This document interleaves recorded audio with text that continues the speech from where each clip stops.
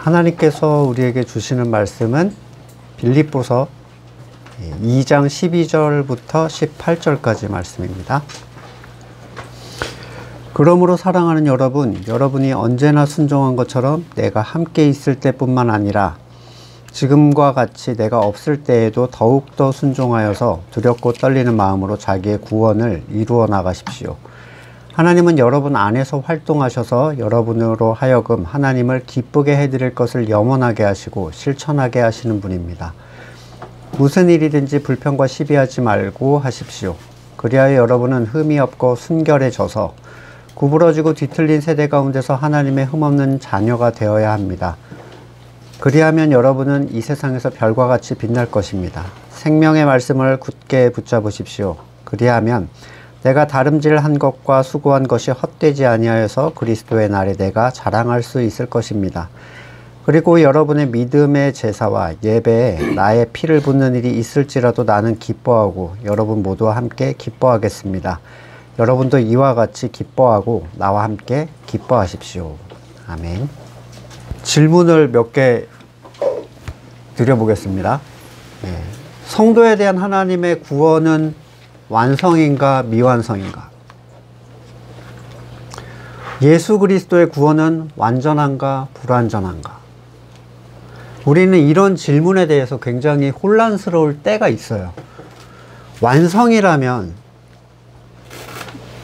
우리의 구원은 확증이죠. 덧붙일 게 없는 거잖아요.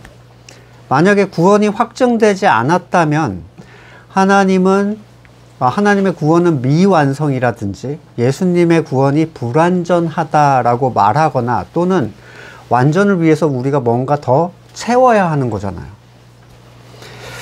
하나님의 완전하심과 구원의 완성이라는 측면에서 사람들은 그게 불완전하다는 것으로 올리는 것을 두려워합니다. 어떤 의미냐면 하나님의 구원이 불완전하면 떨어지는 게 있다는 거가 되거든요. 구원이 완전하려면 떨어지는 게 있어서는 안 된다 이거예요. 이 결론으로 성경을 반하는 결과물을 결국에 도출하게 됐는데, 중요한 것은 하나님의 완전하심, 아직 완성되지 않은 구원이라는 내용 두 가지가 다 성경에 언급되고 있다는 사실이에요. 그러나 사람들은 하나를 붙잡기 위해서 하나를 덮어버립니다. 그래서 한쪽 성경을 부정하는데, 성경을 있는 그대로 인정하며 그 중간에서 내가 이해하지 못하는 것들을 참고 기다리는 것보다는 성경의 한쪽을 덮어버리고 하나님에 대한 나의 결론을 주장하려고 해요. 이게 이제 계속 우리가 반복해서 얘기하는 그 한구 영구 주장러들의 얘기예요. 성경을 한번 살펴보겠습니다. 요한복음 17장 4절에 나는 아버지께서 내게 하라고 맡기신 일을 완성하여 땅에서 아버지께 영광을 돌렸습니다. 예수님은 분명히 완성이라고 얘기를 하셨어요. 근데 빌립보서 1장 6절 선한 일을 여러분 가운데서 시작하신 분께서 예수 그리스도의 날까지 그 일을 완성하시리라고 나는 확신합니다. 여기는 또 완성이 안 된 것처럼 얘기를 해요. 그럼 구원은 완성인가 아닌가? 이게 굉장히 혼란스러운 거죠. 우리에게는 좋은 예시가 있습니다. 구약이라는 아주 좋은 예시가 있어요. 하나님께서 애굽으로부터 이스라엘을 구원하실 때 그들은 구원을 받은 건가요? 아니면 부족함이나 완성을 보류해야 할 상황이 있나요? 출애굽에서 끝났죠. 그냥 한 방에. 완전해요. 완전한 구원이었어요. 그들은 그 안에서 탈출을 꿈꾼 적도 없었고 하나님의 구원에 뭘 보탠 적도 없었고 양의 피를 칠하는 것 외에는 어떤 것도 요구받은 적이 없습니다. 하나님께서는 단 하나의 사람도 놓치지 않고 그들을 애굽으로부터 이끌어 내셨어요. 하나님의 구원은 완전했고 요구한 것이 없었기 때문에 실패할 사람도 당연히 없죠. 이런 의미에서 출애굽을 의미하는 이 거듭남, 이것은 사탄의 세력으로부터 그를 이끌어내신 하나님의 구원이고 완성이고 실패가 없어요. 여기서 떨어지는 사람은 아무도 없다는 거예요. 하나님이 거듭나게 하고 싶으셨는데, 그 사람 자신의 실수로 너가 말 안 들었으니까 넌 구원 못 받아. 이런 건 없다는 거죠. 그냥 무조건 끌어내버립니다. 그러면 거듭나지 않은 사람도 많이 있잖아요. 우리 주변을 보면. 그 사람들은 뭘 의미하나요? 어떤 이들은 이 사람들에게 너희가 예수를 믿어야 거듭날 수 있다, 이렇게 궤변을 늘어놓는데 전혀 의미가 없습니다. 애굽에 있던 이스라엘 사람 중에 믿음을 가진 사람만 양피를 발랐는가? 모두가 나왔어요. 한 명도 예외 없이 모두를 끌어냅니다, 하나님이. 이 말은 본래 하나님의 것이었던 존재들을 그렇게 할 수밖에 없는 상황으로 몰아서 그들을 건져내신다는 거예요. 본래 하나님의 것이었던 존재들의 출애굽에는 실패가 있을 수 없고 개인적인 의지나 선택이나 특별한 요구도 없어요. 출애굽은 100% 완전했죠. 100%. 예수 그리스도의 십자가 사역을 통해서 자기 주권의 죄로 죽은 자들이 그냥 살아나 버린 거예요. 그러면 다시 구약을 통해서 살펴보겠습니다. 그들은 출애굽하여 모두가 약속하신 가나안 땅으로 들어갔는가? 출애굽 1세대 무려 60만의 사람이 다 죽어버렸어요. 거긴 여자도 포함되겠죠, 당연히.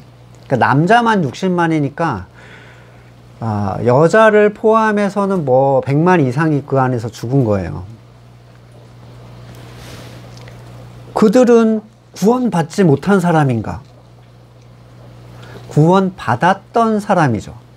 구원받았던 사람들. 예. 그런데 가나안의 약속까지 달하지 못한 사람들. 출애굽 후의 순서는 광야지 가나안이 아닙니다. 많은 사람이 광야에서 죽었어요. 그리고 그들은 그곳에서 하나님으로부터 책임을 요하는 일을 요구를 받아요. 율법을 지켜라. 그리고 많은 사람들이 그것을 따르지 않고 거부하다가 그 결과로 그곳에서 죽게 됩니다. 그러면 그리스도의 보혈로서 아무것도 요구받지 않은 채 완전한 구원으로 애굽에서부터 이끌어낸 그들에게 그 피의 가치에 합당한 삶을 요구하는 것, 촉구하는 것은 하나님이 이미 이루신 출애굽을 불완전하게 하는가? 이 질문을 던져보라는 거예요. 출애굽은 완료예요. 완성입니다. 거기에는 변동이 없어요. 하지만 가나안은 다른 얘기예요. 그들이 광야에서 하나님께 요구받은 것이 있다는 사실, 그리고 불순종으로 많은 사람들이 죽었다는 사실을 부정하는 사람은 아무도 없습니다. 항구연구 주장러들도 이건 성경에 나와 있는 사실이니까요. 근데 앞에서 말했듯이 하나님의 완전한 구원을 주장하려면 떨어지는 사람이 있어서는 안 된다라는 단순 논리 구조는 이 성도의 삶에서 책임과 징계가 있는 광야를 삭제를 시켜버립니다. 출애굽 이후는 가나안이다로 만들어버렸어요. 그래서 어떤 목사님들은, 유명한 목사님이 그러잖아요. 광야에서 죽은 모든 사람도 결국엔 다 천국에 가게 될 거다. 아니, 써져 있지도 않은 얘기로 그렇게 결론을 냈어요. 이게 얼마나 반성경적 발언인지 잘 모르는 듯합니다. 유다서 1장 10절에 그런데 이 사람들은 무엇이든지 자기들이 깨닫지 못하는 것은 욕합니다. 그들은 이성이 없는 짐승들처럼 본능으로 아는 것 바로 그 일로 멸망합니다. 그들에게 화가 있습니다. 그들은 가인의 길을 걸었으며 삭슬 발아서 발람의 그릇된 길로 빠졌으며 고라의 반역을 따르다 망했습니다. 자, 가인의 길을 걷고 발람의 길에 빠져도 천국이란 얘기예요, 지금. 그러면 고라는요, 광야에서 모세에게 반기를 들었죠. 다른 세력을 형성하다 하나님으로부터 저주를 받아서 땅에 삼키운 자예요. 이 사람도 다 천국에 갔다는 거예요. 왜? 하나님의 구원은 완전하니까 그래 야만되가 돼버린 거죠. 이 사람들은 함께 먹을 때 자기 배만 불리면서 겁없이 먹어대므로 여러분의 애찬을 망치는 암초입니다. 보세요. 연합의 가치가 없어요. 자기 배만 불리고 있어요.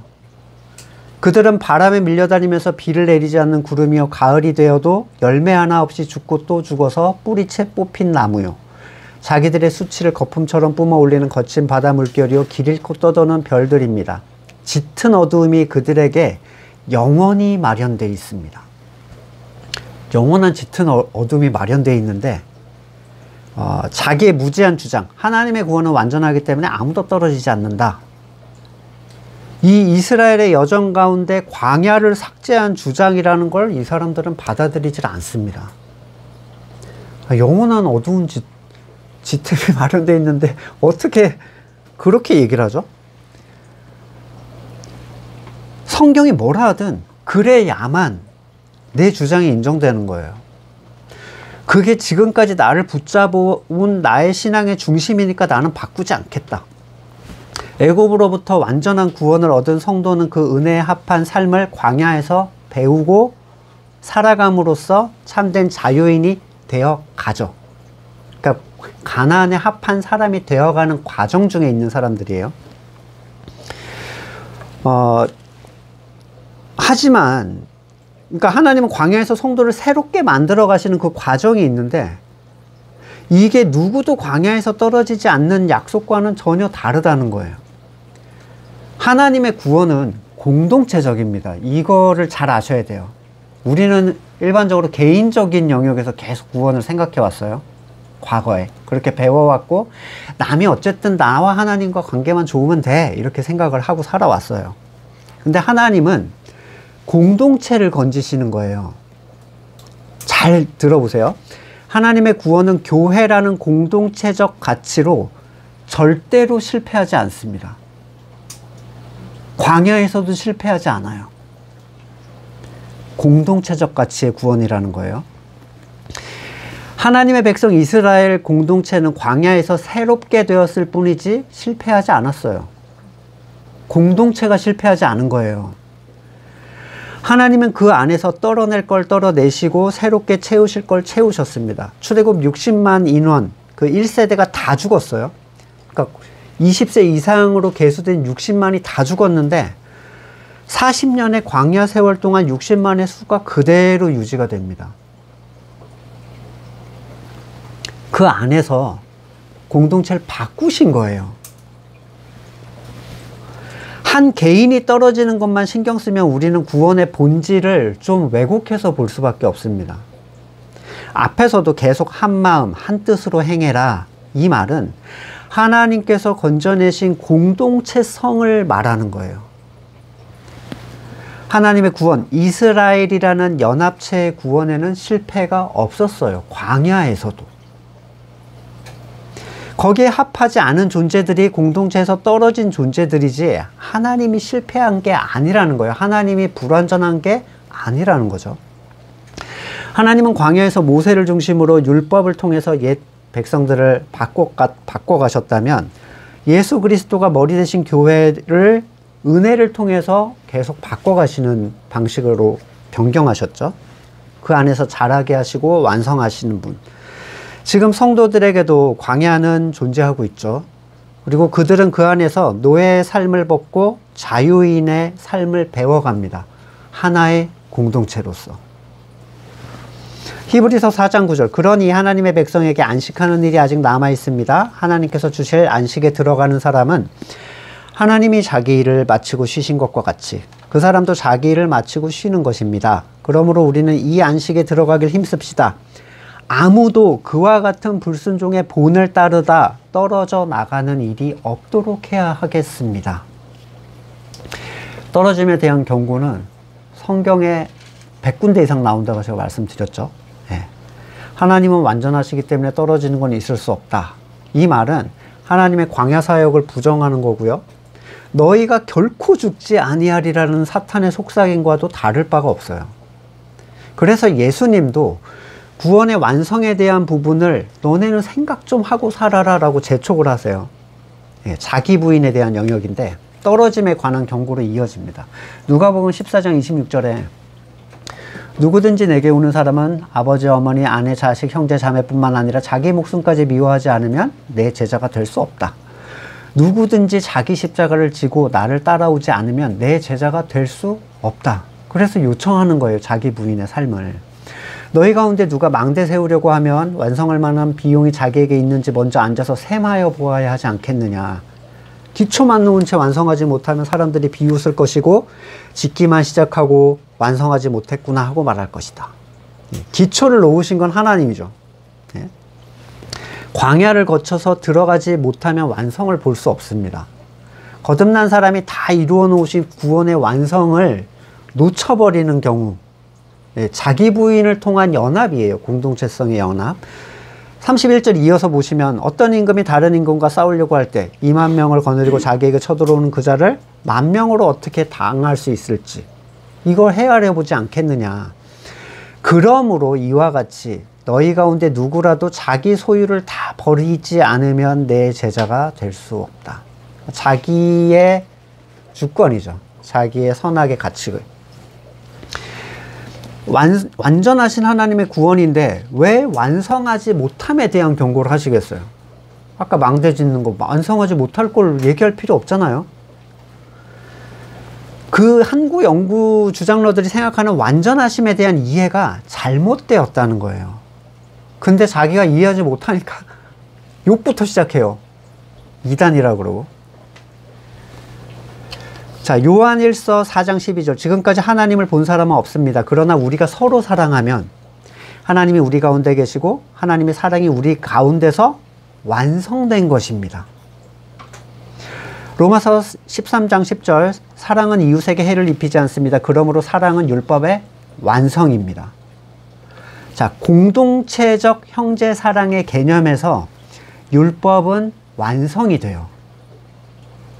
그리고 성경은 이 사랑이 되는 존재, 머리 대신 그리스도의 잘 접붙임이 된 존재들에게 비로소 너희에게 사랑이 완성됐다, 율법이 완성됐다라고 선언을 하는데, 구원의 완성은 천국이 아니라 형제 사랑이라는 거예요. 이 땅에서 완성되는 거.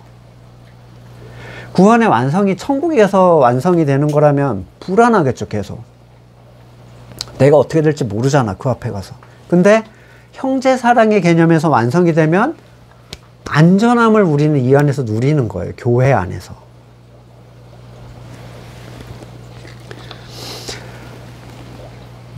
천국은 형제 사랑이 된 존재들에게 주어지는 결과물일 뿐이에요. 그리고 이미 앞에서 이 형제 사랑은 인간적 사랑의 개념과 다른 아가페, 그러니까 신적 사랑의 개념이라고 말씀을 드렸습니다. 바울은 오늘 본문에서 그렇게 바른 신앙생활을 하고 있던 빌립보 성도들에게 순종을 통해서 두렵고 떨리는 마음으로 자기의 구원을 이루어 가라 라고 권면해요. 다른 말로는 이미 그들이 광야를 잘 건너고 있다는 얘기고, 마지막 그날까지 이 상태를 잘 지켜가라는 의미가 되겠죠. 두렵고 떨리는 마음은 항상 이것을 주신 분의 은혜 안에 머무름, 그분의 참된 안식의 머무름이 변동 없는 고정값이 아니라는 걸 얘기를 하는 거예요. 우리가 깨어있지 않으면 그걸 놓치거나 그 밖으로 나갈 수 있음에 대한 경고를 하는 겁니다. 날 애굽에서 끌어냈으니까 난 무조건 가나안 행이야. 그렇지 않으면 그분은 무책임한 것이고 무능한 것이 되기 때문에 그런 일은 있을 수가 없어야 돼. 이런 단순 논리 구조를 주장하는 사람들은 계속 있어 왔어요. 하지만 그게 성경의 한 면을 완전히 덮고 있다는 사실을 잘 이해하지 못합니다. 깨어있음의 경고를 계속 무시하고 성도에게 요청되는 경고를 무시하는 속삭임에 불과하죠. 구약은 올 것의 그림자라고 얘기했잖아요. 보이지 않는 것들을 보여주는 영적 세계의 가시적인 표현. 고린도전서 10장 1절. 형제자매 여러분, 나는 여러분이 이 사실을 알기 바랍니다. 우리 조상들은 모두 구름의 보호 아래서 있었고 바다 가운데를 지나갔습니다. 이렇게 그들은 모두 구름과 바다 속에서 세례를 받아 모세에게 속하게 됐고 똑같은 음식을 먹고 똑같이 신령한 물을 마셨습니다. 그리스도, 바위가 되신 그리스도로부터 나온 물을 마셨는데, 그러나 그들의 대다수를 하나님이 좋아하지 않으셨습니다. 그들은 광야에서 멸망하고 말았습니다. 이것은 구약의 스토리가 아니에요. 이 일은 우리 조상들이 악을 좋아하던 것 같이 우리가 악을 좋아하는 사람이 되어서는 안 된다는 걸 우리에게 가르쳐주는 본보기가 되었습니다. 적용시켜서 보여주려고 구약에 그걸 해놨다는 거예요. 그들 가운데 얼마나 우상 숭배했고 이렇게 해서 죽었기 때문에 그래서는 안 됩니다. 간음하지 맙시다. 그들에게 뭐 23,000명이 쓰러졌고 그리스도를 시험하지 맙시다. 뱀에게 물려 죽었고 얼마가 불평한 것 같이 불평하지 마십시오. 파멸시키는 이에게 그들은 멸망당했습니다. 이런 일들이 그들에게 일어난 것은 본보기가 되게 하려는 것이며 그것들이 기록된 것은 말세를 만난 우리에게 경고가 되게 하려는 것입니다. 그러므로 서 있다고 생각하는 사람은 넘어지지 않도록 조심하십시오. 이게 어떻게 겁주는 얘기인가요? 어차피 멸망시키지도 않을 거면서 하나님 그냥 겁주려고 그러는 거야. 잘하라고. 하나님이 거짓말로 겁주셔서 우리를 행하게 하신 적이 없죠. 하나님은 할 거를 겁주시는 분이에요. 그쵸? 하지도 않을 건데 이게 어떻게 이렇게 생각할 수 있는지. 자, 생각해 보세요. 그건 겁주는 거다랑 이건 진짜 우리에게 주는 경고다, 이렇게 하실 거다라는 거랑 어느 쪽의 성경을 그대로 믿는 사람들인지 여러분이 생각을 해 보십시오. 오히려 저한테 겁주는 걸 진짜라고 얘기한다고 이해할 수 없는 사람들이죠. 성도를 구원에 이르게 하는 올바른 상태는 순종함에 근거를 하고 있는데 무엇에 순종하는가? 구약에는 율법이 있었다면 그리스도 이후에는 복음이 있어요. 로마서 10장 16절 그러나 모든 사람이 다 복음에 순종한 것은 아닙니다. 히브리서 4장 6절 어떤 사람들에게 안식에 들어갈 기회가 남았습니다. 그런데 기쁜 소식을 먼저 들은 사람들이 순종하지 않았으므로 들어갈 수 없었습니다.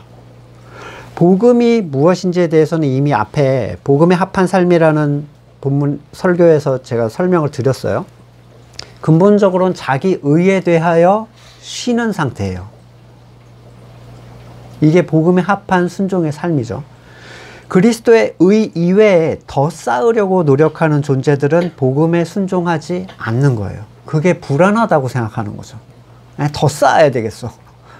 예수 그리스도의 의만으로 천국에 가는 건 불가능해 보여. 그러니까 내가 좀 더 쌓아서 나를 좀 안심을 시켜야 되겠어, 이거예요. 누군가 사람이 만들어 놓은 일에서 손을 떼지 못하는 사람들은 구원과 거리가 있는 사람들일 수밖에 없어요. 아, 목사님 그래도 어떻게 대대로 해온 일인데 그렇게까지 말을 하십니까? 그들은 스스로 의를 채울 수 있다고 주장하고요. 그것으로 인해서 완전하신 주님의 구원의 의의 지분을 자기가 가져가는 거예요. 내가 뭘 해서 더 당당해지고 뭘 하지 않아서 위축이 된다는 건 그분의 의가 완전하지 않다는 사실을 스스로 자기가 증명하는 거라고요. 그럼 막살난 얘기냐? 이 얘기는 오늘은 생략하겠습니다. 너무 많이 했기 때문에. 자, 히브리서 5장 9절 그리고 완전하게 되신 뒤에 이미 완성히 하셨죠. 완전하게 되신 뒤에 자기에게 순종하는 모든 사람에게 영원한 구원의 근원이 되시고 그분은 완전하게 이루셨지만 그분에게 순종하는 자들에게만 영원한 구원이 되어 주셨어요. 그래서 순종을 계속 요청하는 거예요. 조건적 적용이죠. 모든 사람이 순종하지 않았다는 건 성경이 계속 얘기하는 바예요. 문제가 계속 있어 왔어요. 이 거듭난 사람들 가운데에도요. 베드로전서 1장 14절 순종하는 자녀로서 여러분은 전에 모르고 쫓았던 욕망을 따라 살지 말고 여러분을 불러주신 그 거룩하신 분을 따라 모든 행실을 거룩하게 하십시오. 그분을 따라서 모든 행실을 거룩하게 한다는 건 저 유대 바리새인처럼 착하게 사는 삶이 아닙니다. 자기를 부인하는 삶이에요.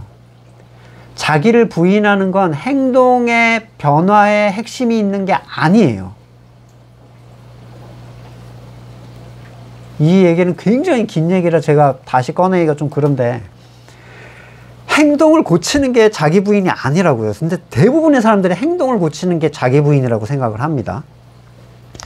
자, 그리스도의 의에 근거하지 않은 모든 것을 죄다 성경은 얘기하고 있어요. 네, 오늘 본문 13절, 저는 굉장히 이 본문이 신비한 경험이 있거든요.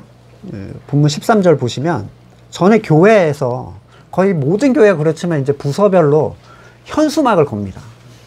본문하고 표어랑 해가지고 현수막을 쫙 걸고 본문을 밑에 조그만 글씨로 쫙 적어놔요. 근데 이제 예배 시간이 되면 부교육자들 앞에 세워놓고 이렇게 인사시키잖아요. 어서 오세요 하고 안내하고 하는데 어느 날 이제 성경학교 주간이었겠죠. 제가 그걸 봤으니까. 근데 이제 오전 예배여서 사람이 거의 없었어요. 이렇게 서서 그걸 보고 있는데 그 본문이 완전 처음 보는 본문처럼 다가오는 거예요.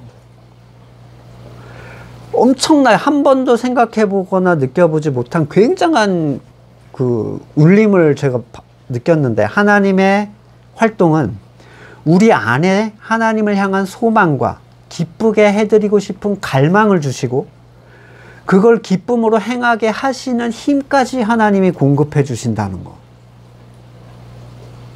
할 게 없는 거예요, 보니까.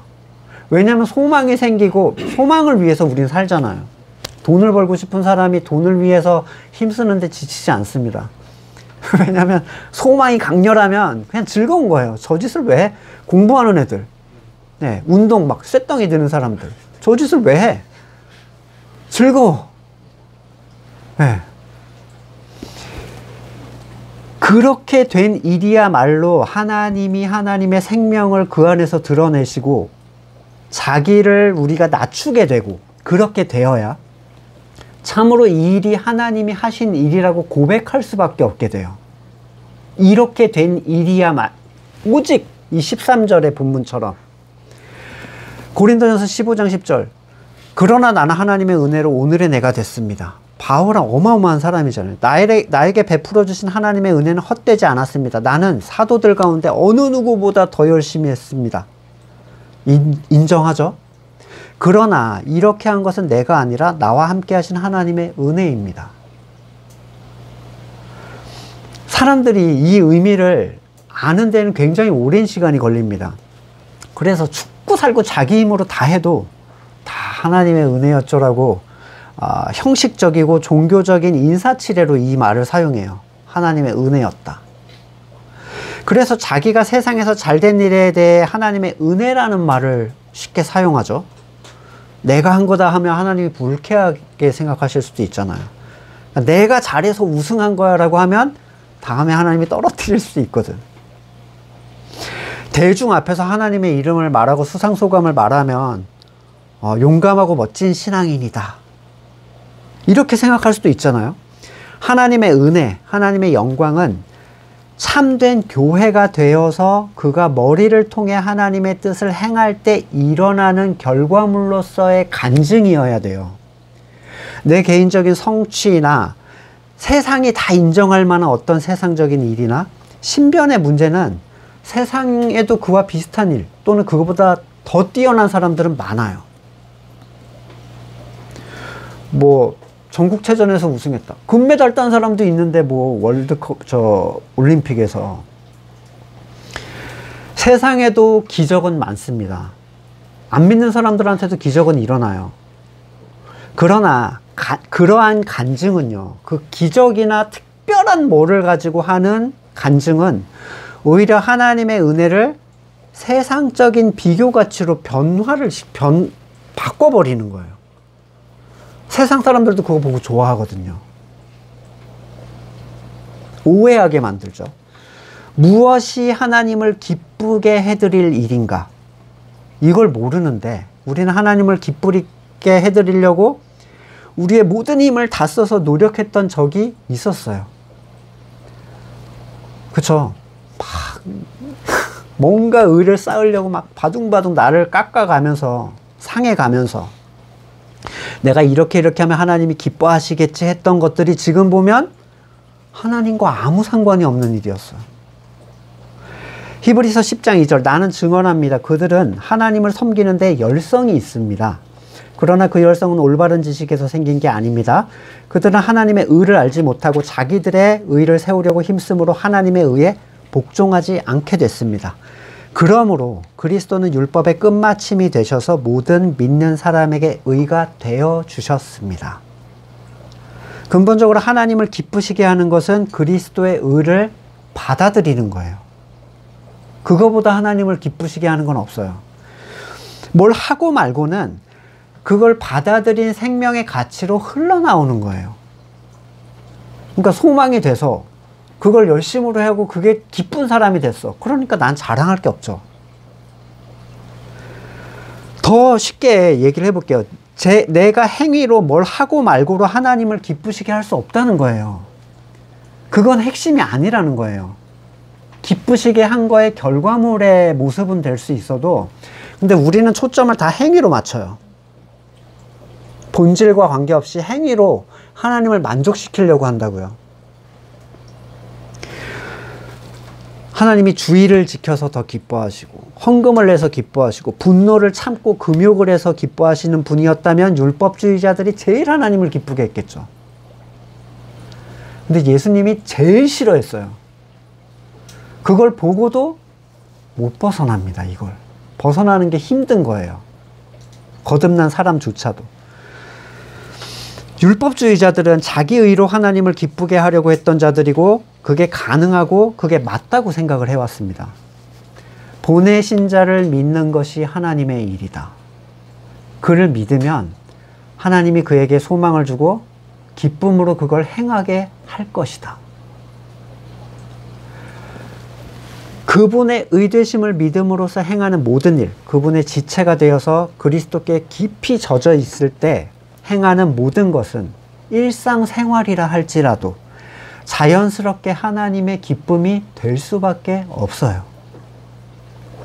행위에 집중하는 것은 율법적입니다. 근본이 아니라면 행위는 외식이에요. 만약에 우리가 그리스도의 의를 깊이 받아들이면 우리는 우리 안에서 행하시는 하나님을 반드시 보게 됩니다. 소망을 주시고 기쁨으로 감당하게 하시는 하나님. 이건 약속이고 필연적인 영적 원리이기 때문이에요. 제가 몇 번 설명드린 저 어렸을 때 서원해가지고 목사님 서원해 저 죽기보다 싫었거든요.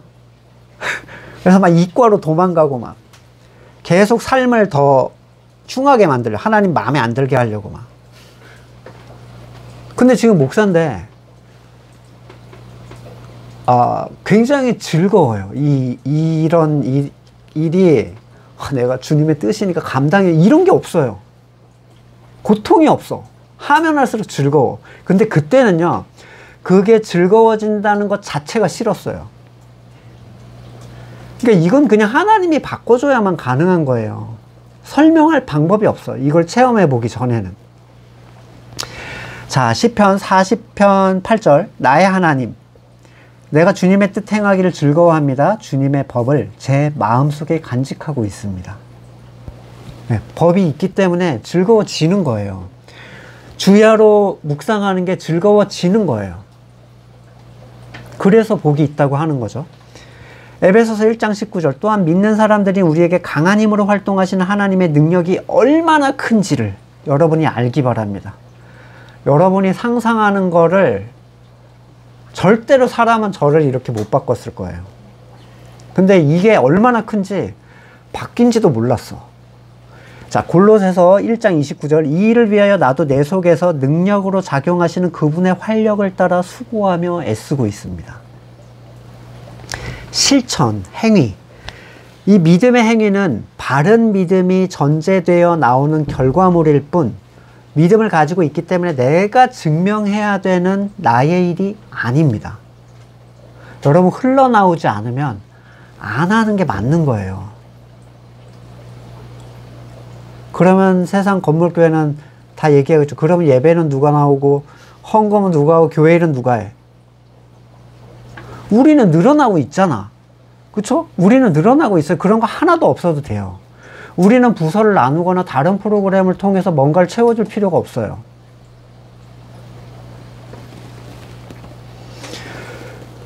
수천억의 부하가 감추어진 밭이 있다라는 걸 알고 있다면 내가 가진 재산, 물론 수천억 이상 가진 사람이야 고민을 하시겠지만 제가 집 팔고 뭐 사는 거는 문제가 안 돼요.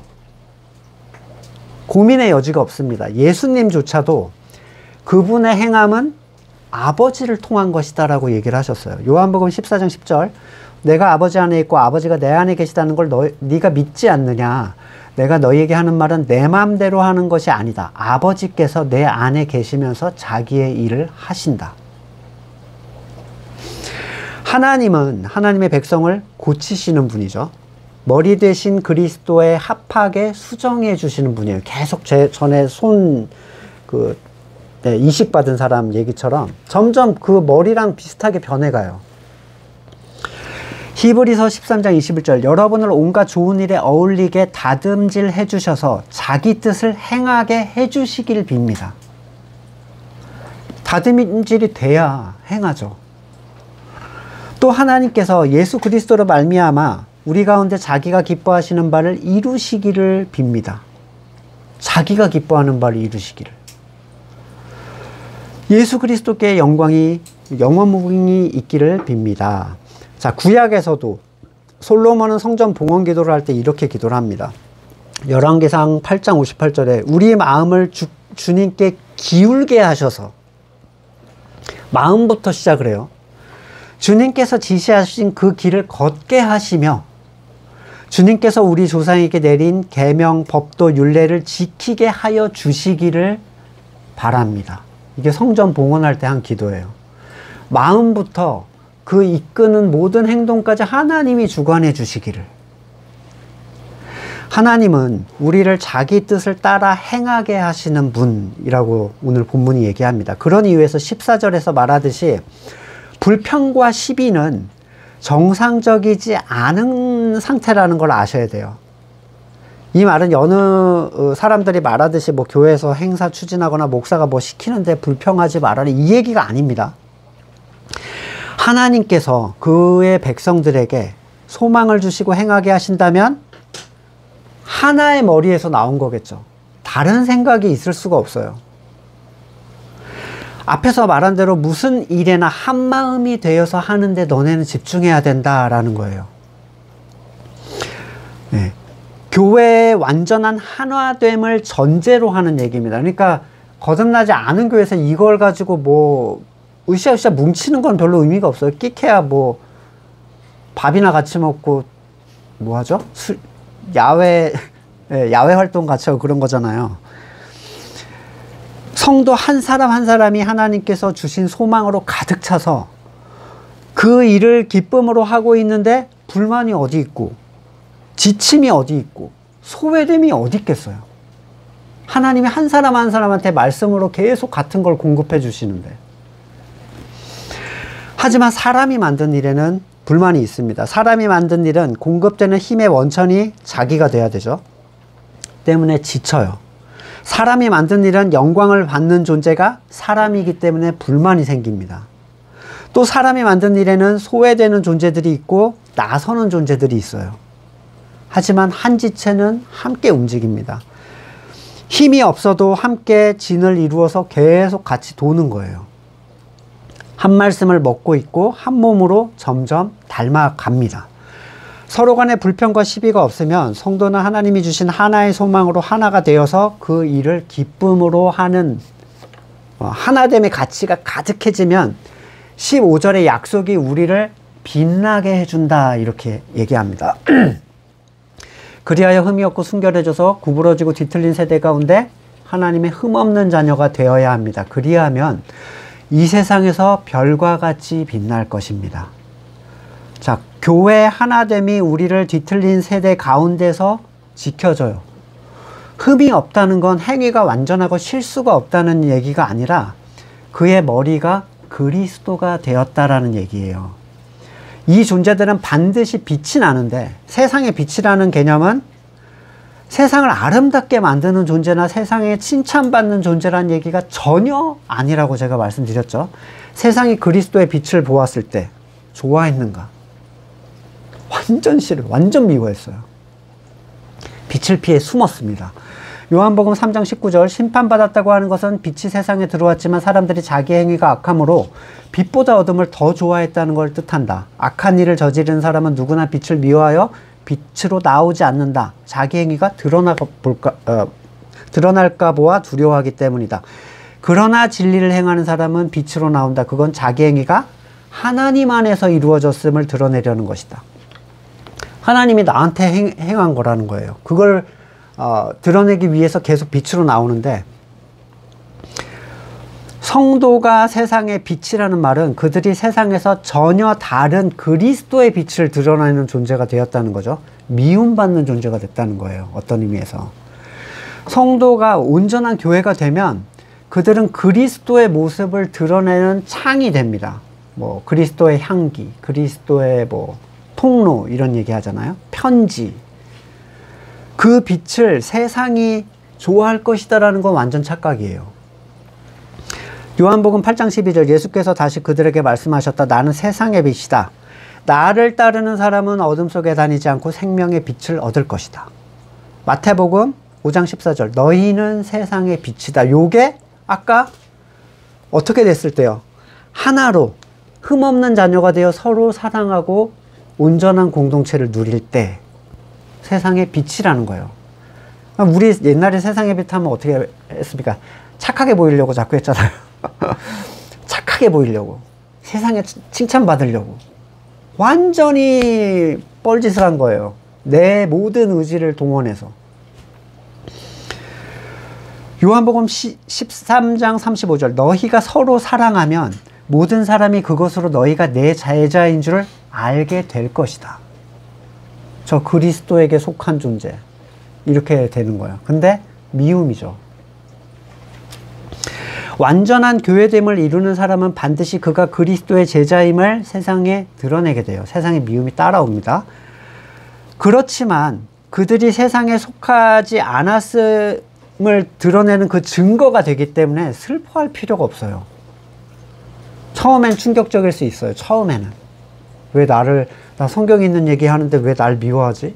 근데 지나면 지날수록 왜 그렇게 되는 거라는 걸, 예수님이 세상에 어떤 대우를 받았다는 걸 보면 이게 서서히 이 고통이 사라지기 시작합니다. 16절에서 다시 경고하죠. 생명의 말씀을 굳게 붙잡으십시오. 그리하면 내가 다름질한 것과 수고한 것이 헛되지 아니하여서 라는 표현을 썼어요. 그리스도의 날에 내가 자랑할 수 있을 것입니다. 그럼 말씀을 단단히 붙잡지 않으면 수고한 것이 헛되어서 자랑할 게 없어진다는 얘기죠. 구약에서는 율법을 붙잡았듯이 이제 은혜의 말씀을 단단히 붙잡는 건 그리스도의 날에 기쁨으로 그분을 맞이할 수 있는 조건이 됩니다. 수고의 헛됨, 수고에 대한 헛됨을 얘기하는데 저거 그냥 겁주는 거야 이렇게 얘기하는 건 바울이 거짓말하고 있다는 얘기랑 다를 바가 없어요. 교회는 말씀 공동체예요. 말씀 공동체. 한 말씀을 먹고 하나가 되기 위하여 함께 모인 곳, 진에 떨어지는 만나를 먹는 곳. 교회 일, 직분, 프로그램, 부서 모든 것들이 대부분 말씀을 중심으로 하지 않아요. 그때 그 본문이요, 행하게 하시는 분은 하나님이시니, 이게 영유아 유치부 본문이었어요. 과연 그걸 붙여놓고 뭘 했을지 모르겠어요. 어떤 프로그램들을 했을지. 이 모든 세상에 말씀을 걸어놓는 데는요, 말씀을 무슨 바지사장처럼 걸어놓고 자기가 하고 싶은 걸 추진합니다. 왜 제가 이렇게 말을 할까요? 목사님, 그들도 마음에 뜨거움이 있고요, 간절함이 있었다고요. 왜 그들의 열정을 함부로 그렇게 폄훼합니까? 열정의 방향이 잘못됐기 때문입니다. 열정은 중요한 게 아니에요. 유대인들이 얼마나 열정이 뜨거웠는데요. 그들의 열정이 올바른 것이었다면 그들은 의에 대한 자기를 내려놓았던 것이 당연히 정상적 반응이었을 거예요. 그리고 오히려 그들은 말씀을 알기 위해 함께 모였을 것이고 그 의에 대한 가치로 행위로부터 자유로워졌겠죠. 말씀을 붙잡는다는 가치는 오직 거듭난 사람에게만 의미가 있습니다. 말씀을 멋대로 사용하는 것은 사탄의 전형적인 방식이에요. 예수님을 시험할 때도 그랬고, 성경으로 박사를 딴 신학대 교수가 정치판에서 이상한 얘기를 하고 돌아다니고, 거듭나지 않은 사람들은 하나님의 말씀을 예수님이 주지 말라 그러죠. 그걸 짓밟고 너희를 해야 할까 두렵다. 하지 마라. 개돼지에게 주지 마라. 사도행전 20장 32절 나는 이제 하나님과 그의 은혜로운 말씀에 여러분을 맡깁니다. 하나님의 말씀은 여러분을 튼튼히 세울 수 있고 거룩하게 된 모든 사람들 가운데 여러분으로 하여금 유업을 차지하게 할 수 있습니다. 가나안을 들어가게 해줄 수 있다는 거예요.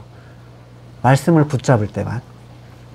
야고보서 1장 21절 그러므로 더러움과 넘치는 악을 모두 버리고 온유한 마음으로 여러분 속에 심어주신 말씀을 받아들여야 합니다. 그 말씀에는 여러분의 영혼을 구원할 능력이 있습니다. 충분한 능력이 있어요. 여러분 말씀이 충돌이 나한테 일어났는데 어려운 점이 뭐냐면 과거에 많은 걸 부정해야 된다는 게 굉장히 어렵습니다. 그냥 새롭게 깨달은 말씀은 그렇게 막 우리를 괴롭게 하지 않거든요. 근데 내가 과거부터 쌓아왔던 신학적 가치의 어떤 영역, 거기에 내가 충돌이 일어날 때 이거를 꺾어내는지 마는지에 대한 책임은 그 사람한테 있어요. 어려운 일이 되겠죠. 우리 충돌에서 나갔던 거의 대부분의 사람들이 다 그런 거였어요. 네, 내가 쌓아왔던 걸 꺾을 수 없어. 디모데 3장 15절 그대는 어려서부터 디모데 후서요. 성경을 알고 있습니다. 성경은 그리스도 예수를 믿는 믿음으로 말미암아 그대에게 구원에 이르는 지혜를 줄 수 있습니다. 바울은 말씀 안에서 바로 선 성도들의 믿음의 제사와 예배를 생각하면 어떤 희생을 하더라도 나는 그 기쁨을 멈출 수 없다라고 얘기를 합니다.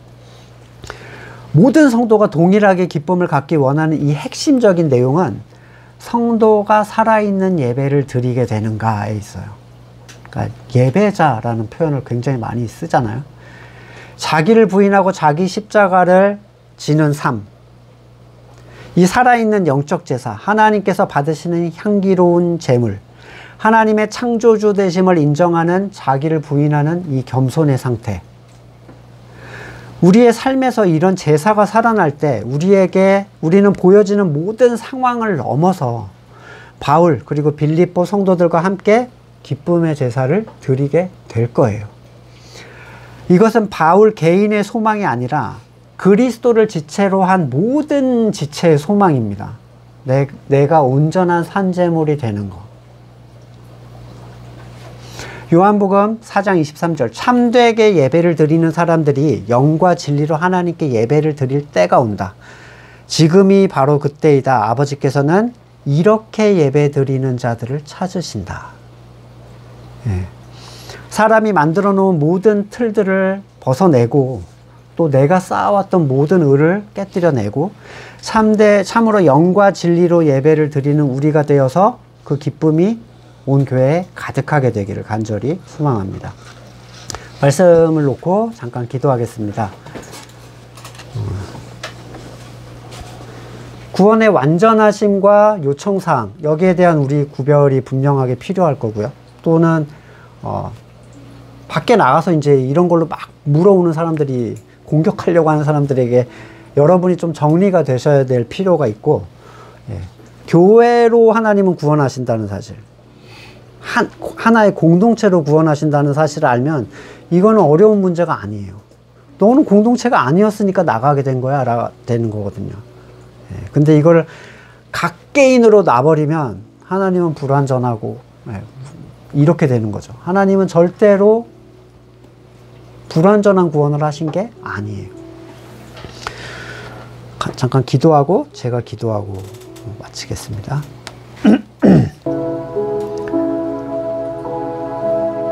하나님의 백성인 교회를 구원하시는 하나님의 구원은 완전합니다.